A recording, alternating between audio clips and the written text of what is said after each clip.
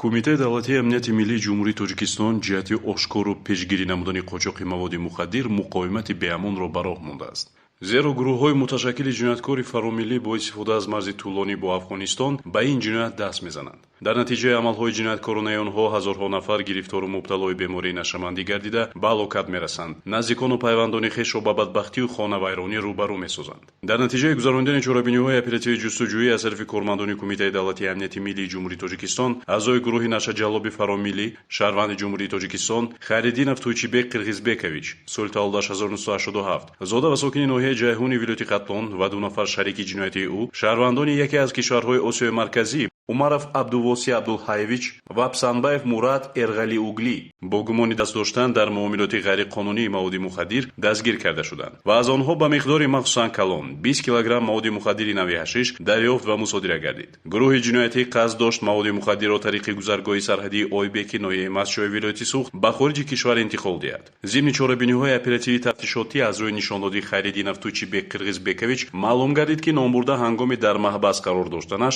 дар Федератсияи Россия бо шаҳрванди хориҷӣ бо номи Қосим шинос шудааст. баъди ба озодӣ баромадан Хайриддинов Туйчибек ба муҳоҷирати меҳнатӣ ба кишвари ҳамсоя рафта дар он ҷо Қосимро пайдо намудааст. дар яке аз вохӯриҳо онҳо оид ба ташкили канали қочоқи маводи мухаддир аз Афғонистон тавассути Тоҷикистон ба хориҷа созиш карданд. тибқи маслиҳати пешакӣ Хайриддинов Туйчибек маводи мухаддирро тариқи сарҳади давлатӣ дар минтақаи назди марзии ноҳияи Ҷайҳуни вилояти Қатлон аз қочоқбарони Афғонистон бо номҳои Аҳмад ва Ҳоҷӣ дастрас намудааст ва онро бо автомашинаи шахсияш ба ноҳияи Мастчоҳи вилояти Суғд интиқол дода дар махфигоҳ воқеъ дар километри 321 шоҳроҳи автомобилгарди Душанбечаноқ пинҳон кардааст.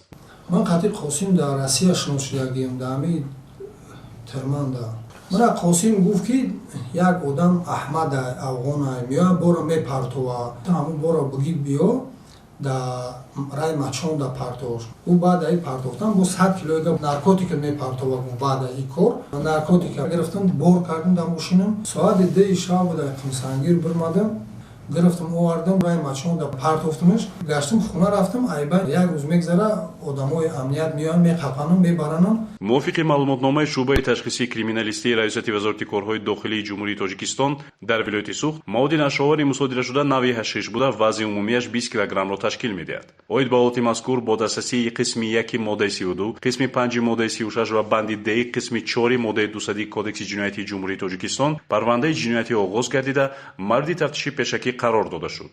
баъди ба анҷом расидани тафтишоти пешакӣ барои қабули қарори қонунӣ парвандаи ҷиноятӣ ба мақомоти судӣ пешниҳод гардид ки дар натиҷа бо ҳукми суди ноҳияи Бобоҷон Ғафуров Хайриддинов Туйчибек Қирғизбекович ба муҳлати 18 сол, Умаров Абдувоси Абдулҳаевич ба муҳлати 19 сол ва Псанбаев Мурат Эрғалиуглӣ ба муҳлати 14 сол аз озодӣ маҳрум карда шуданд. бояд ҳар як шаҳрванди кишварамон бо зоҳир намудани ҳушёрию зиракӣ ва эҳсоси ватандӯстӣ ба кормандони мақомоти ҳифзи ҳуқуқ дар пешгирӣ ва ошкор сохтани ҷинояткорӣ аз ҷумла қочоқ ва муомилоти ғайриқонунии маводи мухаддир кӯмак расонад. фаромӯш набояд кард ки ҳифзи ватан вазифаи муқаддаси ҳар як шаҳрванди ҷумҳурии Тоҷикистон мебошад.